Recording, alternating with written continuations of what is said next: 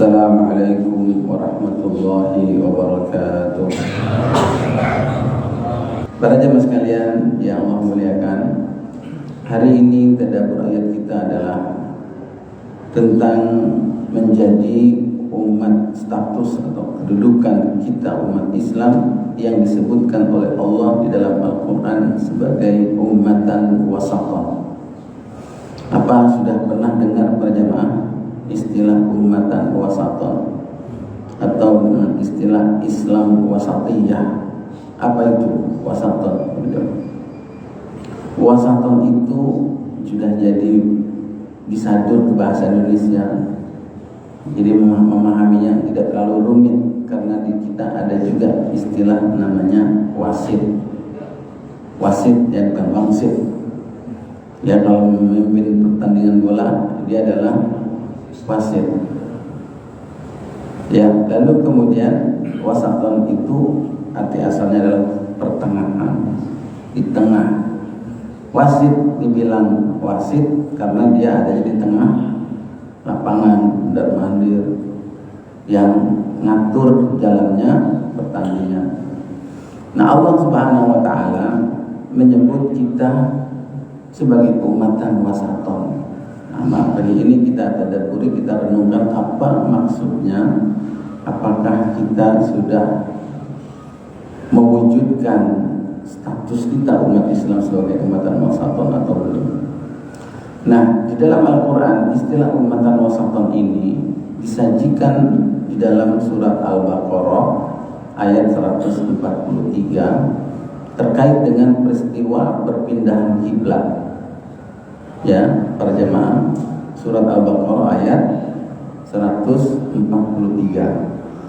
yaitu awal mulanya dahulu Nabi Shallallahu Alaihi Wasallam dan kaum muslimin sholat pertama kali kiblatnya adalah ke Baitul Maqdis. Ya, pertama kali menghadap Baitul Maqdis yang ada di Palestina. Lalu kemudian setelah kurang lebih 16 bulan lamanya beliau sholat menghadap Baitul Maqdis, dan ternyata ahlul kitab, orang Yahudi, orang Nasrani pun sholat mereka, ibadah mereka menghadap Baitul Maqdis. Nabi SAW tidak nyaman dengan kondisi itu, hingga akhirnya Nabi meminta, berdoa kepada Allah agar kiblat umat Islam dialihkan, dipindahkan. Dan setelah 16 bulan baru kemudian dikabulkan oleh Allah, dipindahkanlah kiblat menjadi menghadap Ka'bah. Nah, ini para jemaah, peristiwa ini diabadikan dalam Al-Quran surat Al-Baqarah dari ayat 142, 143, 144 dan seterusnya. Nah, yang mau kita tadabburi ini adalah di ayat 143 di mana Allah menyebut kita umat Islam sebagai ummatan wasaton. A'udzu billahi minasy syaithanir rajim. Bismillahirrahmanirrahim. Wa kadzalika ja'alnakum ummatan wasatan litakunu syuhada'a 'alan nas wa yakuna ar-rasulu 'alaikum syahida. Ayatnya panjang tapi kita cukupkan sampai situ aja dulu. Di mana Allah Subhanahu wa taala berfirman, "Wa kadzalika ja'alnakum ummatan wasatan." Dan demikianlah. Kalau demikianlah berarti ada cerita sebelumnya, yaitu kami jadikan kamu sebagai ummatan wasatan, umat pertengahan. Kalau bahasa sekarang ini sering disebut juga moderat, ya.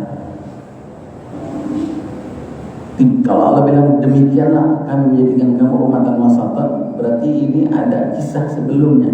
Nah, kisah itu adalah kisah perpindahan kiblat. Apa tujuannya? Litakunu syuhada'a 'alan nas, agar kalian, ada kaitannya antara posisi ummatan wasatan dengan yang disebutkan sesudahnya, yaitu kamu akan menjadi saksi bagi manusia. Jadi menjadi saksi, jadi menjadi yang menjadi saksi. Inilah yang terbaik itu ini umat seperti umat Nabi Muhammad, seperti umat Islam. Saksikan ya bahwa beginilah Islam, umat pertengahan, umat yang terbaik maksudnya, umat pilihan. Wa yakuna rasulu alaikum syahida, dan Rasul akan menjadi saksi buat kamu. Ini Rasul yang mengajarkan, menyampaikan risalah tentang Islam, umat Islam mengamalkannya. Jadi Rasul menjadi saksi buat kita, lalu kemudian kita menyampaikan lagi kepada umat yang lainnya, dan kita menjadi saksi buat mereka. Benarkah amalan-amalan mereka manusia dalam secara kesesuaiannya dengan syariat Allah atau tidak? Nah, ini para jamaah sampai titik sini yang akan kita tadabburi. Pertanyaannya para jamaah, kenapa Allah mengatakan kalian umat Islam ini adalah umatan wasatah? Apa hubungan antara kisah perpindahan kiblat dengan status kita disebut oleh Allah sebagai umat pertengahan?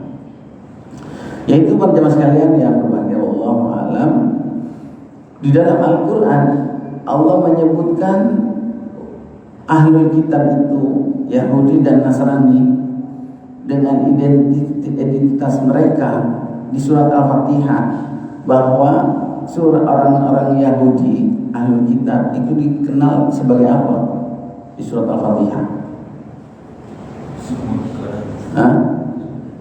Sebagai maghdubi alaihim, maghdub ya, umat yang dimurkai oleh Allah. Pernah kita bahas itu dalam tafsirnya, Pak. Apa penyebab Allah murka sama orang Yahudi? yakni karena mereka hanya mau berilmu, pinter ilmunya, tahu itu kebenaran, tapi tidak mau mengamalkan. Nah, orang yang tahu itu kebenaran tapi malah dia menentangnya, itu pantas untuk dimurkai. Ya, dia meremehkan, nggak usah diamalin, tahu doang tapi nggak diamalkan. Atau dalam istilah kitanya namanya tafrid, yaitu tidak seimbang. Hanya punya ilmu tapi tidak beramal, kan berarti tidak seimbang. Sedangkan orang Nasrani itu adalah disebut dengan dolin, ya, itu yang sesat, orang yang sesat. Sesat itu kenapa disebut sesat? Dalam tafsirnya itu disebutkan karena orang-orang Nasrani itu hanya mau beramal, kebalikannya, tapi nggak mau pakai ilmu. Padahal tahu Injil ada, nggak mau dipakai. Beramal saja akhirnya kebablasan. Beramal ibadahnya menjadi rahib, menjadi orang-orang yang ahli di bidang agama terus, ibadah terus, sampai nggak boleh nikah. Ya, kebablasan amalnya, menganggap Tuhan itu ada 3 karena nggak mau pakai ilmu. Nah, ini juga nggak seimbang. Nah, kaitannya dengan wasatan itu adalah pertengahan. Umat Islam itu dia berilmu, dia juga beramal. Nah, Nabi SAW dahulu nggak mau sholatnya kok sama bareng menghadap kiblatnya sama orang-orang Yahudi dan orang Nasrani. Seakan-akan kita dengan mereka itu jadi sama karena punya kiblat yang sama. Lalu kemudian jadi pengakuan juga buat mereka bahwa kita ini sama dengan umat Islam, kita juga benar. Buktinya kiblat kita sama, dan Nabi nggak mau itu disamakan. Akhirnya Nabi berdoa minta agar kiblatnya diindahkan. Nah, barulah Allah bilang begitulah kami menjadikan kamu sebagai umatan wasatan. Maka para jemaah yang Allah muliakan, setelah Allah bilang tegaskan klaim bahwa kita ini sebagai umatan wasatan, maka kita harus memainkan peran ini. Kita harus membuktikan bahwa kita di antara orang Yahudi dan orang Nasrani, kita adalah khairu ummah. Kita adalah umat yang terbaik. Dan yang namanya wasaton berarti yang ngatur, menjadi polisi dunia buat umat manusia, umat Islam yang memainkan peran. Bukan kebalikannya, justru umat Islam yang dipermainkan. Maka harus ada ya peranan tugas kita yang kita upayakan untuk menjadi umatan wasatan. Lalu bagaimana kita memahami umatan wasatan itu? Karena makna pertengahan ini berjamaah dipahami juga oleh para ulama bahwa Islam wasatiyah, bahwa umatan wasatan ini adalah umat yang seimbang. Jadi ajaran Islam ini mengajarkan tentang prinsip keseimbangan. Seimbang dalam hal apa para jemaah? Pertengahan, yaitu dalam banyak hal. Di antaranya apa? Di antaranya adalah dalam akidah, ibadah, dan muamalah.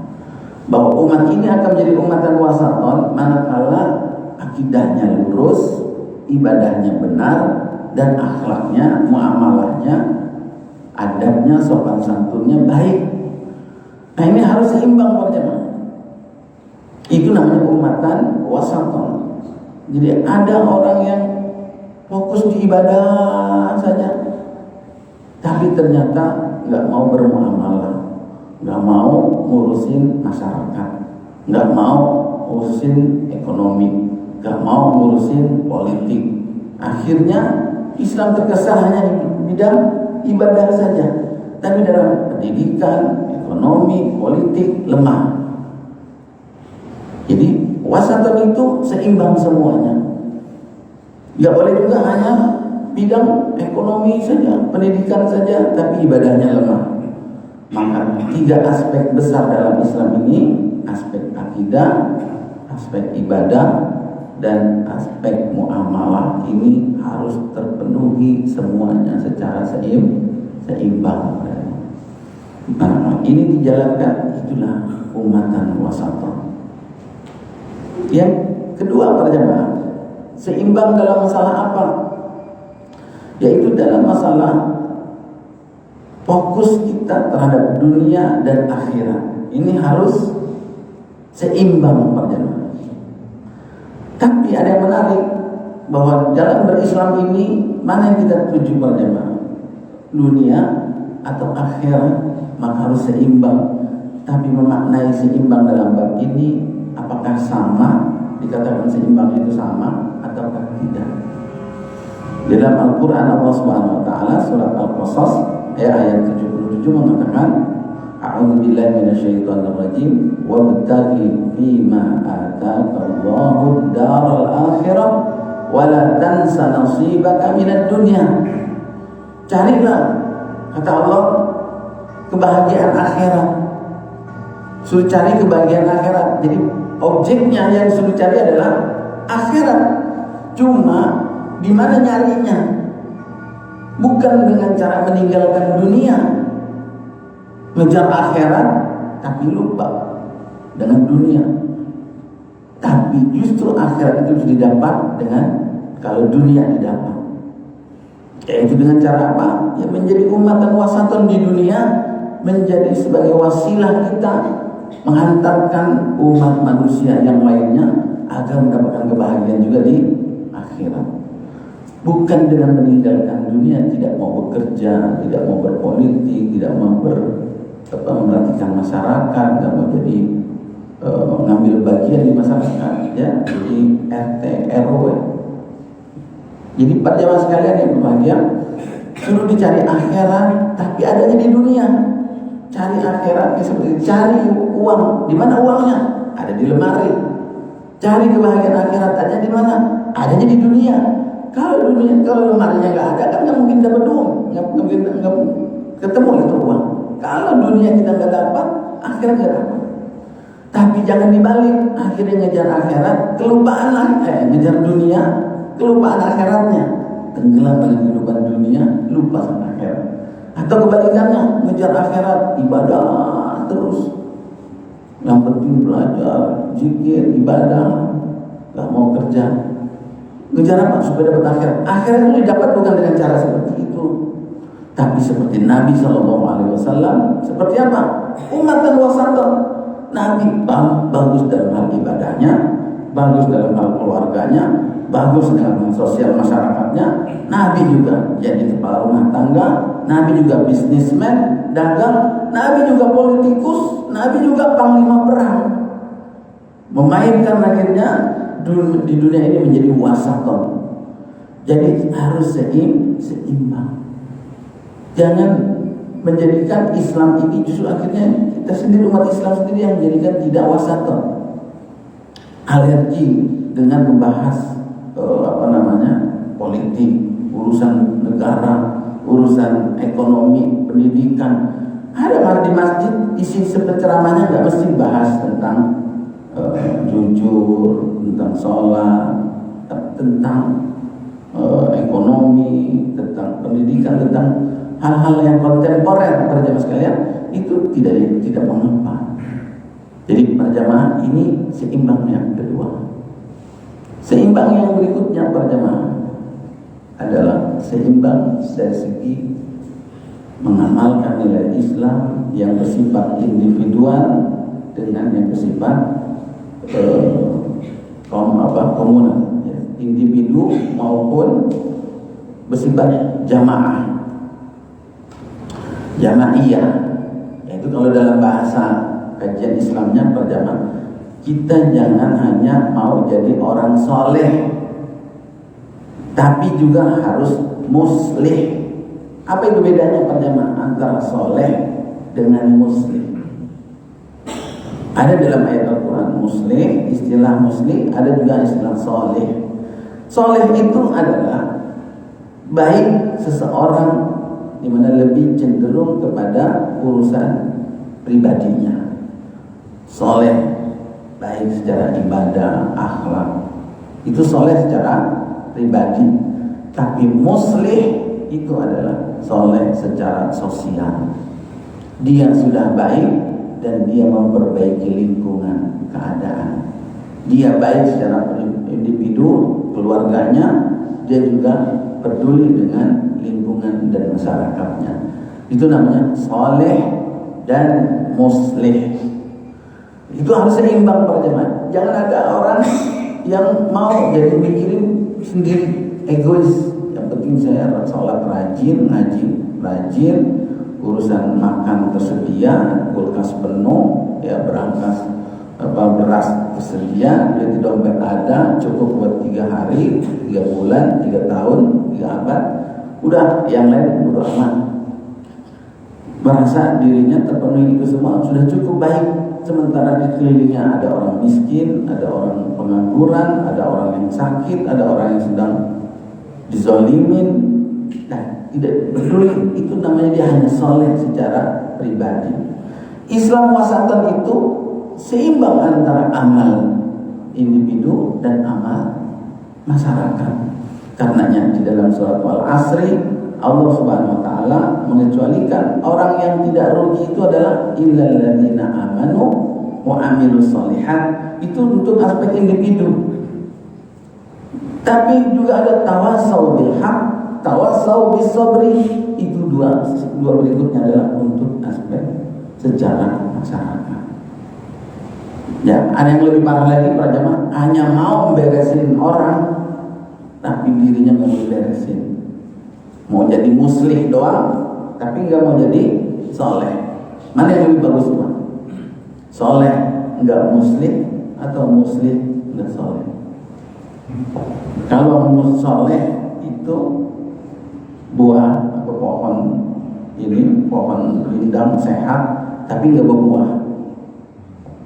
Kalau muslih doang itu seperti lilin yang menyinari sekelilingnya tapi dia sendiri terbakar. Yang bagus soleh dan muslim.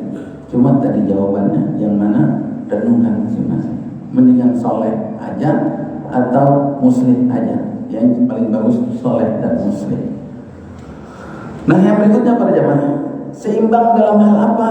Seimbang dalam hal nilai-nilai yang ada di dalam Islam. Ada yang disebut dengan as-sawabit, yaitu yang sifatnya tetap tidak berubah. As-sawabit itu biasanya adalah pokok-pokok ajaran Islam yang dari dulu zaman Nabi yang pertama, Rasul yang pertama sampai akhir zaman itu gak bakal berubah.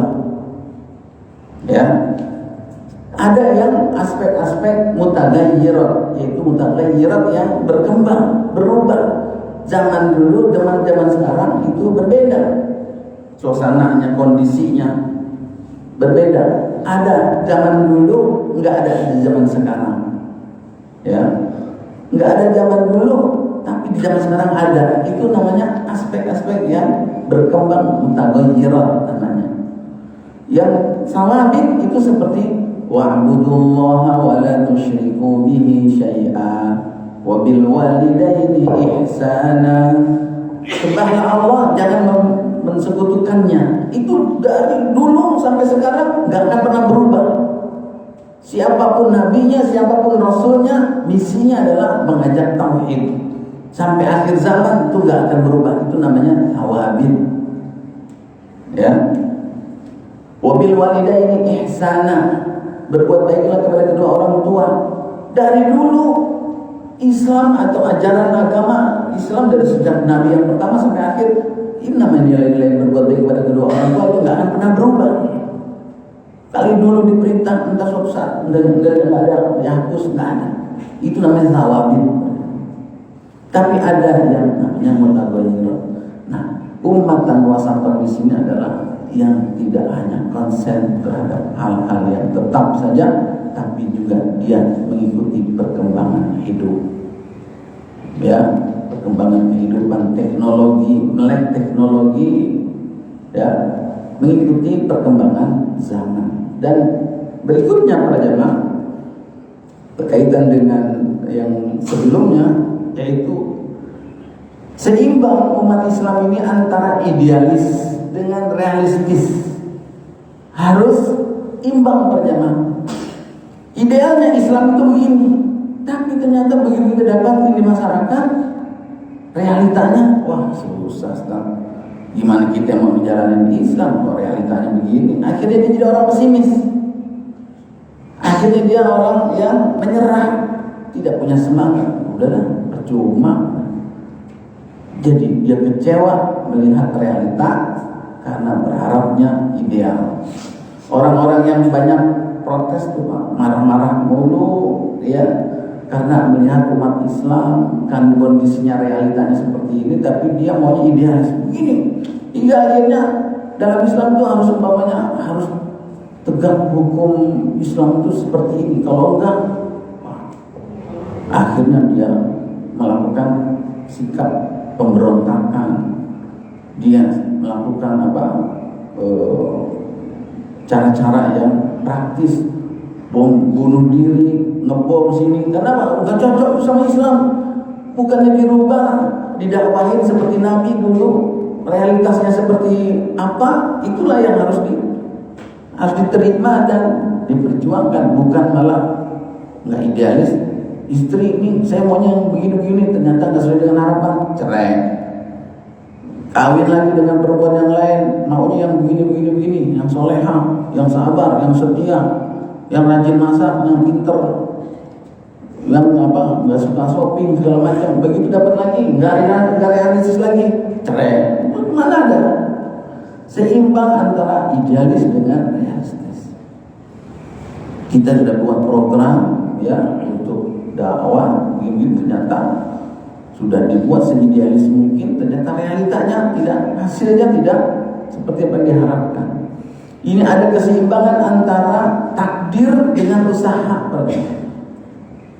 Takdirnya kita dapat rezeki sekian, usahanya udah maksimal, realistis ya, maka para jemaah lalu kemudian dia tetap berada di ajaran di atas nilai Islam, meskipun barangkali antara takdir dengan apa yang sudah diusahakan itu tidak kesesuaian, tetap memperhatikan maslahat dan madorotnya. Dan para jemaah sekalian yang berbahagia, dalam semua sisi nilai syariat Islam kalau kita saksikan, ternyata di situ pasti kita temukan ada wasaton, pasti ada pertengahan, karena itu menjadi sudah sifat yang melekat dalam Islam. Dalam bab dalam bab menggunakan harta, ada orang yang saking pelitnya jadi bakhil ya, cari duit, ngumpulin duit, numpuk-numpuk, alhaqumut takatsur, dicela oleh Allah Subhanahu wa taala. Tapi ada orang yang kebalikannya, kalau belanjain harta jor-joran, mubazir, dicela juga oleh Allah Subhanahu wa taala. Berlebihan salah, terlalu pelit juga salah. Yang benar yang pertengahan. Walladzina idza anfaqu lam yusrifu wa lam yaqturu wa kana baina dzalika qawama. Orang-orang yang menggunakan hartanya itu sesuai dengan kebutuhannya, ya pertengahan. Dalam hal apa lagi para jemaah? Pelaku dosa. Ada orang yang habis dosa putus asa bunuh diri. Kenapa? Percuma, saya nggak bakal diampunin dosa saya nih. Terlalu besar dosa saya. Terlalu merasa dosanya itu besar dan nggak dapat ampunan, itu juga nggak benar pada jemaah. Terlalu berharap dosanya terlalu optimis bahwa dosanya diampunin hingga akhirnya melemah dalam amalnya, itu juga nggak benar. Nggak apa-apa, kerjain aja dosa, Allah mau pengampuni ini, terus diampunin. Ya, nggak usah rajin-rajin banget sholat, ya sehari nggak usah 5, 3 kali nggak biarin. Kenapa? Kita kan umat Islam. Kalau orang beriman pasti masuk surga. Itu namanya nggak seimbang. Berharap rahmat Allah tapi sedikit amalan. Takut sama azab Allah berlebihan, itu juga akhirnya membuat tidak seimbang. Jadi beramal soleh lah. Kalau salah bertobat, beramal soleh lagi, menjaga jangan sampai terjebak lagi. Itu pertengahan. Dulu ada sahabat yang merasa berdosa besar sekali, diceritakan dalam sejarah, yaitu orang yang pernah membunuh sahabat mulia, yaitu seorang budak namanya Wahsy. Wahsy itu dulu sebelum dia masuk Islam, dia dibayar untuk membunuh paman Nabi yang bernama Hamzah. Dia ahli tombak. Dan ada perang Uhud, ya. Dia khusus misinya adalah membunuh sahabat Hamzah. Dari jauh kenalah, mati, wafat, syahid sahabat Hamzah. Gak lama kemudian berikutnya dia masuk Islam, dan dia ingat terus dosanya itu. Dosa saya besar banget. Panglima perang, paman Nabi, mujahid, kenapa saya bunuh? Apakah Allah akan mengampuni dosa saya? Berkecamuk setelah dia masuk Islam. Gak boleh sampai kemudian putus asa menganggap Allah tidak akan mengampuni dosanya. Maka turunlah ayat dalam Al-Quran, ya, surat Az-Zumar. Wahai orang-orang, katakanlah kepada hambaku yang mereka sudah melampaui batas dalam dosanya, qul ibadiyalladzina asrafu, janganlah kamu putus asa dari rahmat Allah. Maka kemudian terobati. Kalau kamu pernah berbuat dosa besar, tutupilah dengan amal yang besar pula. Apa itu? Dia tebus. Dialah yang akhirnya membunuh musuh bebuyutan Islam, karena dia dulu pernah membunuh orang hebat dalam Islam. Maka balasannya orang munafik, tokoh munafik itu yang membunuh, yang pernah ngaku-ngaku Nabi, itu dia yang membunuh sebagai balasan karena dosa dia yang sebelumnya. Nah, demikian seterusnya para jemaah sekalian berbahagia, menjadi umatan wasatah yang mengamalkan ajaran Islam, di mana menjadikan Nabi SAW sebagai suri tauladannya. Dan yang terakhir para jamaah, kita ini lagi ramai di masyarakat pemilihan RT, pemilihan RW.